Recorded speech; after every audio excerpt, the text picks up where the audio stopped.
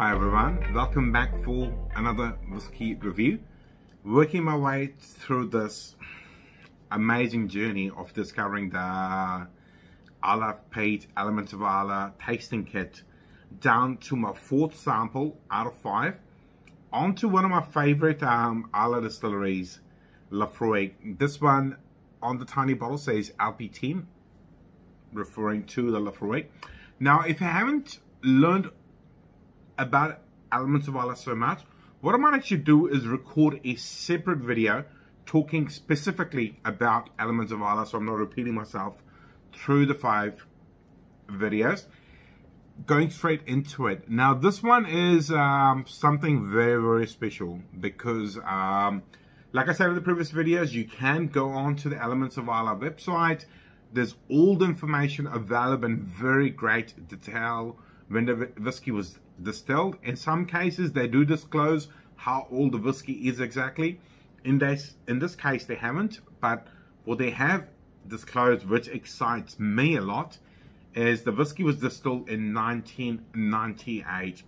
And right now we're sitting in 2021. We don't really know how long ago this was bottled, but 1998 was a very long time ago. So by my estimate, even if this was bottled 2-3 years ago, we're potentially looking at an 18-year-old Laphroaig. Not really sure. I didn't do too much homework on it, didn't try to research too much, because I just wanted to try the whiskey for what it's worth.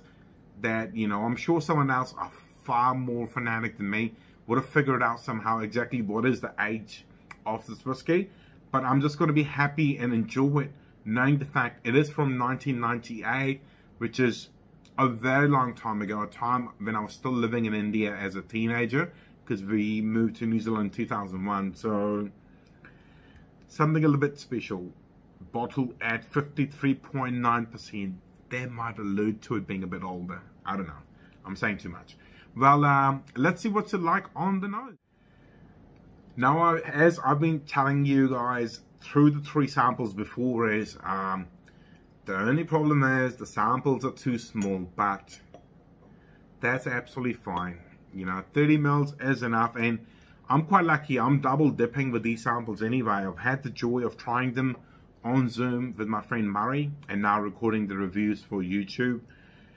If you look at that color there, and obviously being an ex-bourbon cask, you don't really expect too much color to impart from the barrel, but this one is just a bit more darker than the other 3. Obviously, the first one was just a young blended malt. Then we had 2 7-year-olds. One was the Kalila, and the other one Bruichladdich Port Charlotte. And this one, who knows? Maybe it's an 18-year-old. I'm just going to keep saying it's an 18-year-old because hopefully it is true, but it smells like an 18-year-old on the nose. Just the other reason why I'm saying that, because I do remember drinking the Laphroaig 18, and I remember drinking it at a whiskey bar, so obviously no opportunity to review it. But I remember thinking Laphroaig's distinct, crazy maritime peat smoke was subdued, and maybe after a long aging, Laphroaigs do that. I don't know. I could be wrong. I've tried some 25 and I think a 20-year-old Laphroaig, and it was the same thing. A lot more of the fruity, sweeter characters were coming forward on the nose. And the smoke seemed like was sort of, if the 10-year-old is right up here, with the age, it's just slowing down a little bit, but letting a lot more of the fruity and the sweetie characters to come forward. This one on the nose,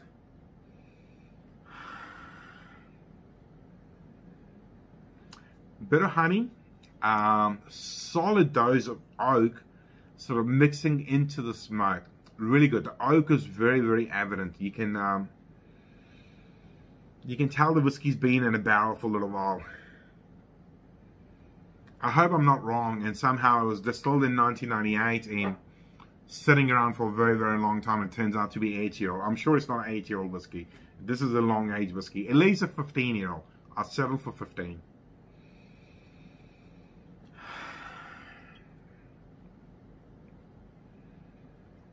Just a little bit of vanilla and maybe just a hint of citrus.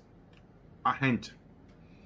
If you remember watching my Kalila video just before this, you remember that I did find a lot more of that sort of zesty lemon peel after I added the water, which I'll do a little bit later because I want to nose it without the water for now and obviously try it as well. Well, let's see what it's like on the palate.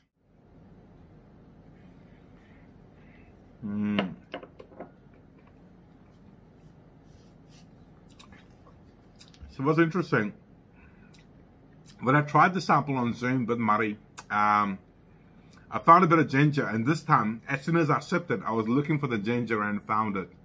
And it's on the back of the palate.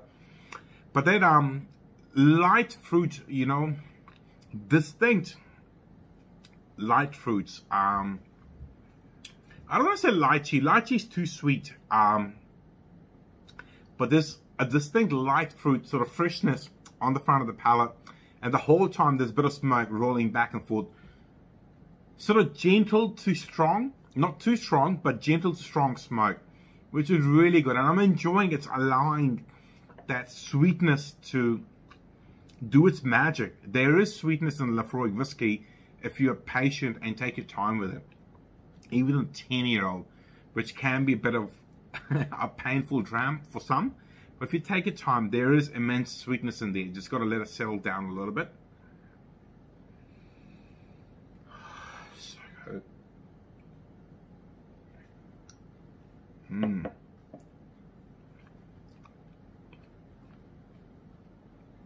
More honey.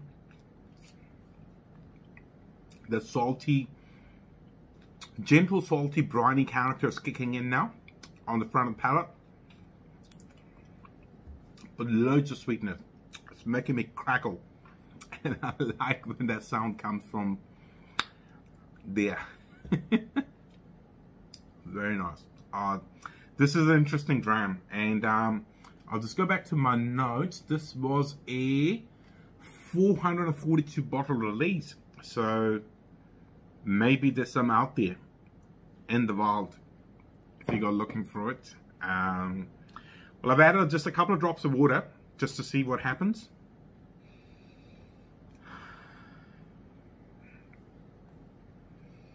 Doesn't say when it is released. I guess you got to have a little bit of mystery, otherwise they make it too easy.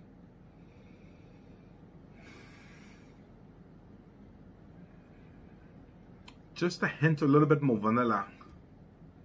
Is it vanilla? No.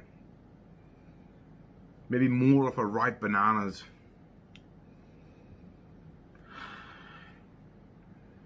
Trying really hard to find that citrus. I was hoping it will sort of jump up like it did with the Kalila, but not finding it.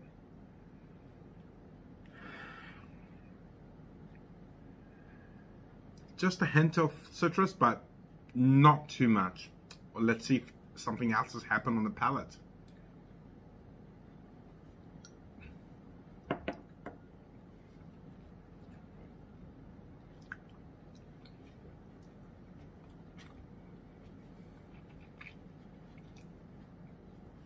Wow.